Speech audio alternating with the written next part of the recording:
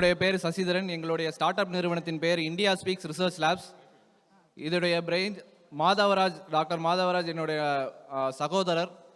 அவருடைய பிரெயின் செயல் தான் இந்த இந்தியா ஸ்பீக்ஸ் ரிசர்ச் லேப்ஸ். அவருடைய பிஹெச்டி தீசிஸ் வந்து பார்த்தீங்கன்னா தமிழில் வந்து ஸ்பீச் ரெக்கக்னிஷன், அதாவது பேச்சு வடிவத்திலிருந்து எழுத்து வடிவத்துக்கு மாற்றுறது. அதுவும் முக்கியமாக வந்து தமிழ் மொழி, அதுவும் திராவிட மொழிகளுக்காக அவர் ஒர்க் பண்ணாங்க. ஸோ அந்த தீசிஸ்லேருந்து தான் மொழி பேரியர்ஸை உடைக்கிறதுக்காக நாங்கள் ஒர்க் பண்ண ஆரம்பித்தோம். ஸோ அதுக்கு வந்து பார்த்திங்கன்னா முக்கிய தடையாக இருந்தது வந்து டேட்டா. எந்தவித ஏஐ மாடல்ஸ் ஒர்க் பண்ணணுன்னாலும் பார்த்தீங்கன்னா டேட்டா ஒரு பேக் போன். ஸோ அதை வந்து நாங்கள் வெளியில் எங்கேயெல்லாம் தேடி பார்த்தோம், பட் கிடைக்கவே இல்லை.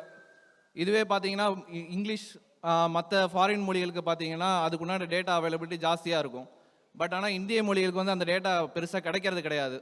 ஸோ நாங்கள் என்ன பண்ணோம்னா வீடு வீடாக தெரிஞ்சவங்கள்ட்ட, ஃப்ரெண்ட்ஸு, காலேஜஸ்ஸு, இன்ஸ்டியூட்ஸு, அந்த மாதிரி நாங்களே டோர் டு டோர் போய் 3 மொழிகளுக்கு வந்து நாங்கள் ஒரு 100 மணி நேரம் அந்த மாதிரி டேட்டா கலெக்ட் பண்ணி, ஸோ அந்த டேட்டாவை வச்சு நாங்கள் மாடல்ஸ் ட்ரெயின் பண்ணி, அது வந்து அதிலே எங்களுக்கு வந்து ஒரு 2 வருஷம் டைம் போச்சு.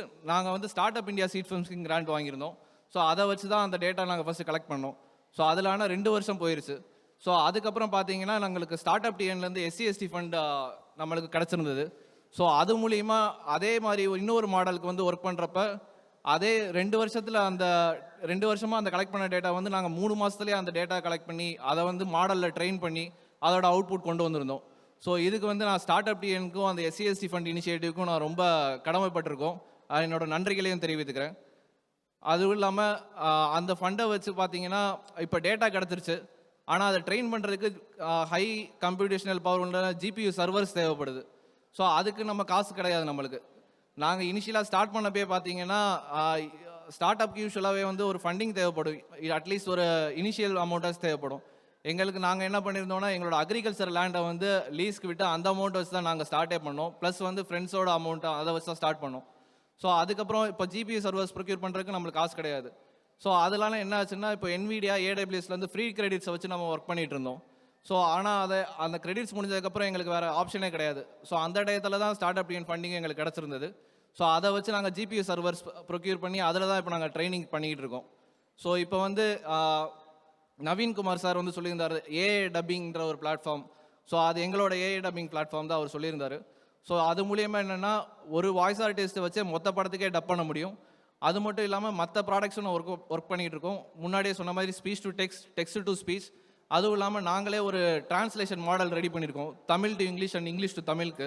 ஸோ அது வந்து கூகுளோட ஒரு பெட்டர் அக்யூரசி ப்ரொவைட் பண்ணுது. ப்ளூ ஸ்கோர் வந்து 45க்கு மேலே இருக்குது. ஸோ இதுக்கு நாங்கள் IIT ஹைதராபாத்லேருந்து நாங்கள் ஒரு ரிப்போர்ட்டும் வாங்கியிருக்கோம். எங்களோட மெயின் கனவு என்னென்னா start up TN funded companies நிறையா வந்து இப்போ ஆல்ரெடி இன்வெஸ்ட்மெண்ட்ஸ் வெளியிலையும் ரைஸ் பண்ணியிருக்காங்க. ஸோ அதே மாதிரி நாங்களும் இன்வெஸ்ட்மெண்ட் ரைஸ் பண்ணி ஒரு யூனிகான் ஸ்டேட்டஸ் அடையணுன்றதா என்னோட கனவு. அதுவும் இல்லாமல் நம்ம தமிழ்நாடு அரசோட 1 trillion economy achieving it by 2030. So அதில் எங்களோட பங்கீடு இருக்கணுன்றது என்னோட ஆசை மற்றும் கடமையும் கூட. அதுதான் நான் இவங்களுக்கு இந்த இனிஷியேட்டிவ் செய்கிற கைமாறுன்னு நினைக்கிறேன். ஸோ இந்த விஷயங்களை பகிர்வதற்கு இந்த மேடையில் ஆப்ஷனை கொடுத்த அனைவருக்கும் என்னோட நன்றிகளை தெரிவித்துக் கொள்கிறேன். அனைவருக்கும் நன்றி.